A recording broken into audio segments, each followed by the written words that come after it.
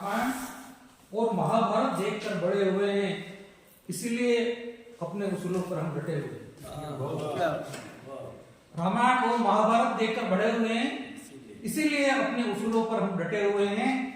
और सच देखकर घबराहट होती है जिनको, सच देखकर घबराहट होती है जिनको, वो शख्स सारे आईनों से कटे हुए हैं। सच देखकर घबराहट होती है जिनको, वो शख्स सारे आईनों से कटे हुए हैं। और दुश्मन ने आंख दिखाने की जरूरत की है, दुश्मन ने आंख दिखाने की जरूरत की है, क्योंकि हम हिंदुस्तानी सभी बटे हुए हैं। दुश्मन ने आंख दिखाने की जरूरत की है, क्योंकि हम हिंदुस्तानी बटे हुए हैं। और जीत कर चुनाव जो जाते हैं संसद में, जीत कर चुनाव जो जाते हैं संसद में, उनकी क्या बात करें, वो सब छटे हुए।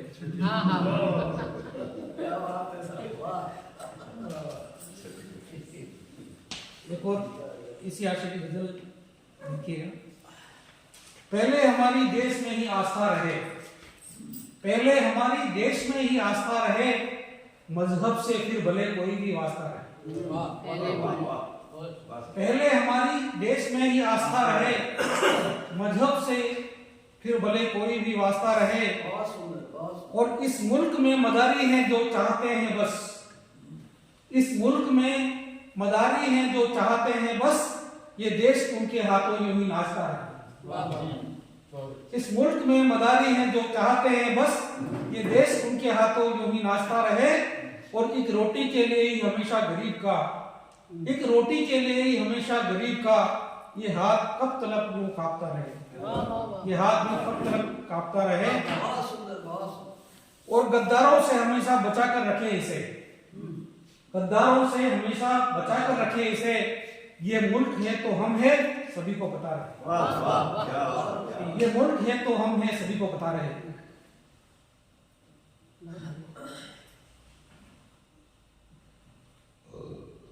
और 4 लाइन आपके लिए देता हूं, थोड़ा सा हास्य है इसमें, महसूस कीजिएगा।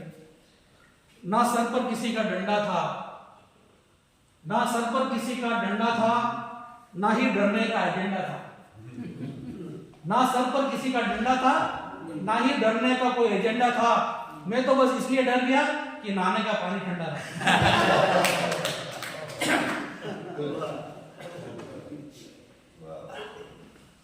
एक बहर की बात जब होती थी, बार बार के बहर में लिखने की, हर बार मैं मुक्त रचनाएं लिखता हूँ, बहर में लिखता हूँ, लेकिन कई बार बहर के लिए टोका टोकी जब होती थी तो मेरा मन में बड़ा विद्रोह, कई बार शुरू में जब मैं लिखता था तो बड़ा आता था। तो मैंने उसके लिए कुछ पंक्तियां लिखी, हालांकि वो बहर में ही है पंक्ति, आप सुनिए, आनंद लीजिए। तुमने कैसे ये वर मांग लिए, तुमने कैसे ये वर मांग लिए, उड़ते पंछी के पर मांग लिए। तुमने कैसे ये वर मांग लिए, उड़ते पंछी के पर मांग लिए, सज धज कर बैठी जो मंडप में, उस दुल्हन के जेवर मांग लिए। तुमने कैसे ये वर मांग लिए, उड़ते पंछी के पर मांग लिए, सज धज कर बैठी जो मंडप में, उस दुल्हन के जेवर मांग लिए। और बहर की उलझन में डाल के यारों ने, शायर के सब तेवर मांग लिए। बहर की उलझन में डाल के यारों ने, शायर के सब तेवर मांग लिए। और एक अंगूठा मांगा था द्रोण ने, एक अंगूठा मांगा था द्रोण ने, उस्तादों ने तो यहाँ सर मांग लिए, उस्तादों ने तो यहाँ सर मांग लिए। और बेघर मान पनाह दी प्रभु जिनको, बेघर मान पनाह दी प्रभु जिनको, उनने दीवारों डर मांग ली।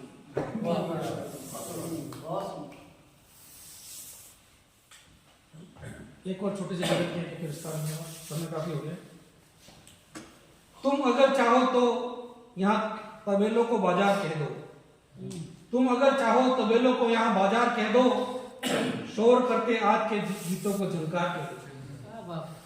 तुम अगर चाहो तबेलों को यहाँ बाजार कह दो, शोर करते या गीतों को झनकार कह दो। हर तरफ है आजकल बस तुम्हारा राज देखो, हर तरफ है आजकल बस तुम्हारा राज देखो। तुम अगर चाहो तो स्कूटर को भी कार कह दो, हर तरफ आजकल तो बस तुम्हारा है राज देखो। तुम अगर चाहो तो स्कूटर को कार कह दो। और आजकल तो मिलती है हमको हर खबर सारी इसी पर, आजकल तो मिलती है हमको खबर सारी इसी पर, आजकल तो मिलती है हमको सारी खबर इसी पर।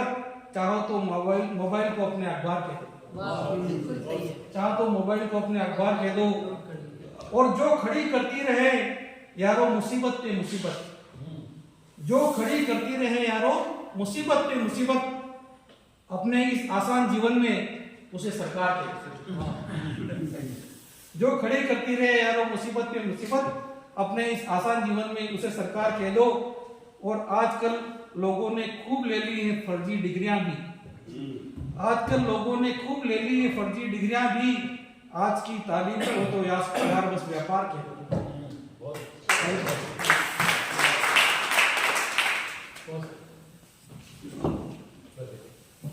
तो हमने सुना हमारे मुख्य अतिथि महोदय श्रीमान पीएल बामनिया साहब, सुलगते शब्द हाथों में उठाए चल रही हैं वो, उन्हें मालूम है इस राह में कोई दरिया नहीं आता, क्योंकि हर शेर नया होता है इनकी गज़ल में, वह सच ही लिखा होता है इनकी गज़ल में, वो दर्द हो अवाम का या दर्द दुनिया का, हर दर्द छिपा होता है इनकी गज़ल में।